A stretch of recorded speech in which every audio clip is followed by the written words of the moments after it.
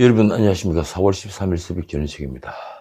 윤석열 당선인이 어제 10일 오후 2시 무렵 대구 달성군 육업에 있는 박근혜 전 대통령을 예방했습니다. 대화 시간은 약 50분이었다고 합니다. 윤 당선인이 예방 뒤에 한 말은 이렇습니다. 아무래도 지나간 과거가 있지 않나. 인간적인 안타까움과 개인적으로 갖고 있는 미안한 마음을 말씀드렸다. 그는 또 기자들에게 박 대통령의 건강에 대해 이야기를 했다며 대통령님이 지금 살고 있는 생활이나 불편함이 없는지 등에 대해 이야기를 나눴다고 말했습니다. 윤 당선인의 예방 자리에는 인수위 부위원장인 권영세와 그리고 유영하가 배석했습니다. 두 사람이 만남 뒤에 권영세의 브리핑도 있었습니다. 둘이 만남에 이 정치적 의미가 크다는 얘기입니다. 윤 당선인이 과거의 특검과 피의자로서의 일종의 악연에 대해 굉장히 죄송하다는 말씀을 했다. 특검과 피의자로서의 악연. 그렇습니다. 유영하는 윤 당선인이 박 대통령에게 참 면목이 없다. 늘 죄송했다고 말했다고 전했습니다. 권영세가 전한 두 사람의 대화 내용이 이렇습니다. 박 전 대통령이 박근혜 정부의 굉장히 좋은 정책이나 업적이 있는데 제대로 알려지지 못한 부분을 굉장히 아쉽게 생각했고, 윤 당선인은 박 전 대통령이 한 일과 정책에 대한 개선도 하고 널리 홍보를 해서 박 전 대통령의 명예를 회복할 수 있게 하겠다는 얘기가 있었다. 이 부분에 대한 유영하의 부연 설명이 이렇습니다. 윤 당선인이 선거운동을 하면서 많은 정책을 공부하면서 본인도 스스로 신문도 많이 보고 지식청이라고 생각했는데 지난 박 대통령 재직 때 업적을 보면서 왜 이런 게 제대로 국민에게 홍보가 안 됐는지 안타까움이 있다고 말했다. 취임 후 알려서 제대로 평가받을 수 있게 하겠다고 얘기했다. 그러니까 두 사람 말의 약간 차이는 있는데 요지는 이렇습니다. 박 대통령이 업적을 홍보해서 명예를 회복시키겠다는 것입니다. 다시 권영세의 브리핑입니다. 윤 당선인이 정중하게 취임식 참석을 요청했고 박 전 대통령은 가능하면 참석하도록 노력하겠다고 했다. 이 마지막으로 윤 당선인의 이런 말도 있었습니다. 아무래도 여기 계시니까 서울에 병원을 다니거나 할 때 경호나 이런 부분에 대해 불편함이 없도록 최대한 조치를 취해드리겠다. 브리핑에서는 이 외에도 윤 당선인의 여러 발언이 소개되었습니다. 근데 이런 말입니다. 아버지인 박정희 대통령께서 당시 내각을 어떻게 운영했고 청와대를 어떻게 운영했는지 자료도 보고 박정희 전 대통령을 모셨던 분들을 찾아뵙고 나라를 어떻게 이끌었는지 배우고 있다. 윤 당선인은 당선되니까 걱정돼서 잠이 잘 안 오더라는 말도 했습니다. 권영세는 기자들과 질의응답에서 정말 화기애애한 분위기에서 대화했다며 두 분이 선거와 대구와의 인연에 대해 말씀을 많이 했다고 했습니다. 유영하는 언론에 공개하지 못하는 대화에 대해서도 말했습니다. 속 깊은 얘기였다. 일단 언론에 보도되기가 적절치 않아서 두 분 간에 서로 할 수 있는 얘기를 나눴다. 그러니까 공개 못하는 대화가 뭘까요? 그 대화 내용은 아마도 특검 당시 수사팀장으로서 불가피한 상황에 관한 얘기였을 것입니다. 어쨌든 두 사람이 만나면 여러 의미가 있겠지만 가장 큰 의미는 두 사람의 악연이 정리되면서 윤석열 당선인이 보수 진영의 보폭을 키울 수 있게 됐다는 점입니다. 윤석열에게는 그가 박 대통령을 수사하면서 박 대통령이 삼성 이재용으로부터 묵시적 청탁을 받고 삼성은 경제공동체인 최순실의 딸 정유라에게 승마훈련용 말을 빌려줬다는 이상한 뇌물죄 범죄를 만들어내서 끝내 박 대통령이 구속되고 박근혜 정부 주요 인사들이 멸문지화를 입도록 그렇게 해서 결과적으로 보수 정치가 괴멸되도록 했다는 원죄가 있습니다. 그런데도 그는 보수 우파의 후보가 됐고 국민의 압도적인 정권교체 열망으로 대통령에 당선됐습니다. 그러나 그런 원죄로 인해 그는 범보수층에 우리 대통령이라는 느낌을 주지 못하고 있었던 것도 사실입니다. 그러나 이제 박 대통령과 화해함으로써 그는 비로소 보수 진영을 얻은 셈이 됐습니다. 요즘 세상의 관심은 어디에 쏠려 있을까요? 대중의 관심 말입니다. 솔직히 총리 장관 인선 발표가 났지만 대중은 별 관심이 없습니다. 누가 장관인지도 모릅니다. 그러면 금수완박입니까? 대중은 권력자의 영광보다는 피를 원하는 속성을 가지고 있습니다. 권력자의 나쁜 일들이 뉴스가 되는 이유입니다. 그러니 그 권력자의 나쁜 일을 막는, 그 수사를 막는 금수완박에 관심이 있을 턱이 없습니다. 그렇다면 문재인이 퇴임 후에 추궁당할 온갖 적폐청산은 어떻습니까? 아마도 문재인 정부가 잘 써먹었던 직권남용은 언제든 잘 되는 칼이 될 수 있을 것입니다. 또 김정숙의 옷값, 구두값은 어떻습니까? 이것도 언제든 다시 불이 붙을 수 있는 휘발성 높은 이슈입니다. 또 이미 게이트로 불리는 이재명의 대장동 게이트는 언제까지 진실을 덮을 수 있을까요? 무엇보다도 이재명을 대통령에 출마할 수 있도록 만든 공직선거법 사건 파기환송에 얽힌 권순일의 재판거래 의혹은 언제까지 의혹으로 파묻어둘 수 있을까요?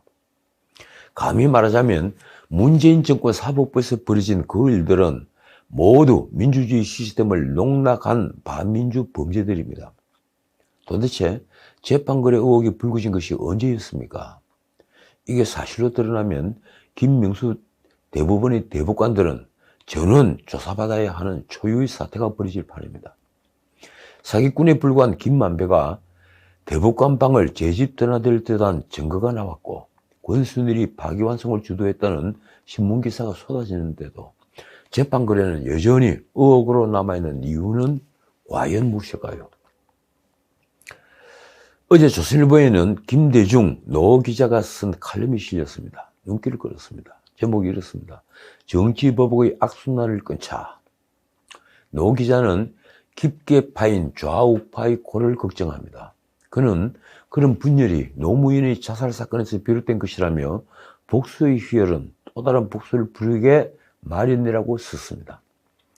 좌파 세력은 이제 다수당이면서도 윤석열에 의한 복수에 전전긍긍하는 신세가 됐다. 그 불안감이 금수완박의 역공으로 나타나고 있다. 노 기자는 문재인과 이재명에 연관된 여러 사건들은 다루기에 따라 엄청난 법적 책임이 뒤따를 수 있고 정치적 쓰나미가 될 수 있다며 전 대통령의 사법처리 악순환을 윤 당선인이 끊었으면 한다고 했습니다. 그는 이 글이 끝에 적폐의 청산과 전 대통령에 대한 법적 처리는 차원을 달리 접근하는 것이 바람직하다고 썼습니다. 이 말이 무슨 뜻일까요? 이 말은 적폐는 철저히 청산하되 전 대통령을 감옥에 보내는 일은 그만둬야 이 정치보복 악순환의 고리가 끊어진다는 말로 읽혔습니다. 사실 박근혜 전 대통령을 삼성 이재용이 묵시적 청탁을 했다면서 경제공동체인 최순실의 딸 정유라에게 삼성전자가 지원한 말을 두고 뇌물죄로 엮어 도합, 징역 23년을 처한 것을 저는 아직 이해하지 못합니다. 게다가 박 대통령을 5년 내내 감옥에 두고 누가 보더라도 정치 보복성 수사 끝에 이명박 전 대통령에게 징역 17년을 처한 뒤 지금까지 감옥에 두는 것 역시 저는 이해하지 못합니다. 이는 국격의 문제이기도 하지만 상대적으로 가혹한 형벌이라는 생각은 비단 저만의 생각이 아닐 것입니다. 프랑스 니콜라 사르코지 전 대통령은 대선 선거자금 초과 사용죄로 1년 징역형을 선고받았지만 사르코지는 감옥에 가지 않고 전자발찌 부착 조건의 가택 구금으로 징역형을 대신했습니다. 미국 제럴드 포드 대통령은 워터게이트로 사임한 닉슨을 이은 대통령입니다. 그는 스피로 에그뉴가 사임해서 부통령이 되었으니 선거를 거치지 않고 미국 대통령이 된 유일한 경우입니다. 포드는 취임 한 달 뒤에 참모들이 반대에도 불구하고 닉슨이 모든 범죄를 사면했습니다. 그때 사면 이유는 딱 하나였습니다. 분열과 정오를 딛고 미래를 시작해야 한다. 그러자 지지율은 곤두박질 쳤고 닉슨과 거래했다는 음모론까지 나왔습니다. 그 여파인지 포드는 다음 대선에서 지미 카터에게 졌습니다. 그러나 세월이 지나자 포드의 그때의 결단은 미국의 국격을 지킨 것으로 미국 역사상 가장 용기 있는 결단으로 평가받았습니다. 포드가 사망했을 때 신문들은 대통령 각하 죄송했습니다 라는 제목의 칼럼을 실었습니다. 그러나 어쨌든 적폐청산을 하지 않을 수는 없습니다. 무엇보다 이미 국민적 의혹으로 떠오른 사건들을 덮을 수도 없습니다. 울산시장 선거 개입이나 월성원전 경제성 평가 조작 사건이 그렇습니다. 대장동 게이트나 아직 게이트까지 이르지 못했지만 백인동 개발사업 그리고 성남FC 후원금 사건도 마찬가지입니다. 이런 사건은 덮을 수도 없을 뿐더러 적당히 감출 수 없는 사건들입니다. 그래서 지금 검수완박은 더욱 논란이 되고 있습니다. 그런데 검찰 수사권을 완전 박탈하면 그런 사건들이 묻혀지거나 감춰지는 것일까요? 대법원 재판거래 의혹이 영원히 땅속으로 들어가는 걸까요? 이제 지난 대선에서 패배한 좌파는 결사지게 되었습니다. 그 어떤 사건이든 쉽게 넘어가기는 틀렸으니 말입니다. 지금 검수완박을 주도하고 있는 이들은 바로 그런 의혹 사건들, 신직표로 몰리게 뻔한 이들입니다. 이 중엔 울산시장 선거 개입 사건 피고인 황운하와 조국 아들 허위 인턴 증명서 사건 피고인인 최강욱도 있습니다. 중앙일보 최민우 정치 에디터는 누구를 살리려는 검수완박인가? 라는 제목의 칼럼에서 과거 위증자는 범죄 혐의에 휩싸이면 이를 숨기고 변명하거나 꼬리를 자르려 하는데 급급했지만 이들은 외려 고개를 뻣뻣이 들고 정치 탄압이라며 국가사정기관 검찰을 아예 없애려는 대담함을 보인다고 썼습니다. 거의 칼럼 제목처럼 검수완박은 누구를 살리려는 것일까요? 적어도 이들이 폭주해 검찰 개혁을 위한 순수함은 보이지 않습니다. 칼럼은 그들이 추진하는 검수완박에 변수가 생겼다고 했습니다. 다음은 그 칼럼의 내용입니다. 여태 검수완박은 곧 검찰에서 빼앗은 수사권을 중수청을 신설에 넘기는 것으로 공식처럼 알려졌는데 그 중수청장은 윤석열이 임명하게 된다는 암초가 드러났다. 그래서 민주당 비대위원 조홍천은 이를 두고 이렇게 말했습니다. 윤석열 정부의 사나운 사냥개를 만들어주는 것이다. 파출소 피하려다 경찰서 만난 꼴이다. 참 재밌는 표현입니다. 그래서 중수청을 아예 만들지 말자는 얘기가 거론되는데 검찰 수사권이 몽땅 경찰로 넘어가 경찰만 비대해진다는 지적이 또 나왔습니다. 그러자 이번에는 경찰 출신 황운하가 했던 말을 이 칼럼도 주목하고 있습니다. 이렇습니다. 검찰 수사권을 폐지한다고 해서 지금 또 일에 치이는 경찰이 이 부분을 감당할 수 없다. 그냥 정발한다. 놀라운 말입니다. 사건이 그냥 정발한다면 이런 개혁을 할 수는 없는 일입니다. 그런데도 황운하는 시급한 검찰 직접 수사권 근거조항 삭제부터 하자고 했습니다. 검찰 수사 와해가 급하니 중수청 설치는 뒤로 미루자는 것입니다. 그 황운하는 검찰 수사로 지금 피고인 신분입니다. 그런데도 황운하는 국가수사 총량은 줄어든다는 친절한 설명까지 다 하면서 부패, 선거사범 등 검찰이 해야 하는 수사가 공백기를 가져도 상관없다는 태도를 보였습니다. 놀라운 일입니다. 최민우 에디터는 이렇게 썼습니다. 자신을 향한 칼끝을 무디게 하려다 보니 이제는 아예 국가수사력을 무너뜨리는 지경에 이른 것이다. 말하자면 검수완박은 결국 자신들이 보신책이었던 것입니다. 물론 문재인과 이재명도 포함이 되겠지만 우선은 자신들이 도망칠 수 있는 유일한 쥐구멍이었던 것입니다. 그 칼럼은 이렇게 끝을 맺고 있습니다. 검찰 죽이기의 종착지가 어디일지는 현재로서는 가늠하기 어렵다. 다만 스스로 늪으로 빠져들어가는 172석 민주당을 보며 대다수 국민은 혀를 끌끌 찰 뿐이다. 결국 어제 민주당 의총에서는 만장일치 형식으로 표결 없이 4월 안에 검수완박 법안을 처리하기로 당론을 정했습니다. 정말 무서운 세상입니다. 그들에겐 여론도 상관없습니다. 다만 그들이 안전이 중요할 뿐이니 말입니다. 후한무치도 이런 후한무치가 없습니다. 정말 부끄러움을 모르는 족속들입니다. 이쯤 되면 이건 입법 폭주가 아니라 입법 독재라고 해야 합니다. 민주당은 비대진 경찰권은 감찰권을 강화하면 된다고 했습니다. 지나가는 개가 웃을 말입니다. 물론 국민의힘은 결사적으로 법안 통과를 막을 것입니다. 김오수는 거부권 행사를 건의하겠다고도 했습니다. 그렇게 되면 문재인은 어떤 자세를 취할까요? 그가 거부권을 행사하지 않는다는데 저는 그럴 수 있습니다. 그 역시 자신의 안전을 우선시하는 소인배이기 때문입니다. 어제도 말씀드렸지만 일이 이렇게 되기 전부터 이 검찰의 반발이 확대되었습니다. 이 문재인이 마지막으로 임명했던 친정권 검찰총장 김호수도 직을 걸었습니다. 만약 검찰 수사 기능이 폐지된다면 검찰총장인 저로서는 더 이상 직무를 수행할 아무런 의미가 없다. 11일 대검에서 7시간이나 열렸던 전국지검장 회의에서 김호수를 포함한 모든 검찰 간부들은 조건부 사의를 밝혔습니다. 민주당이 검수완박을 강행 처리할 경우 검찰은 간부들이 모두 퇴진하면서 전면전에 돌입하게 됐습니다. 검찰이 검수완박에 반대하는 명분은 무엇일까요?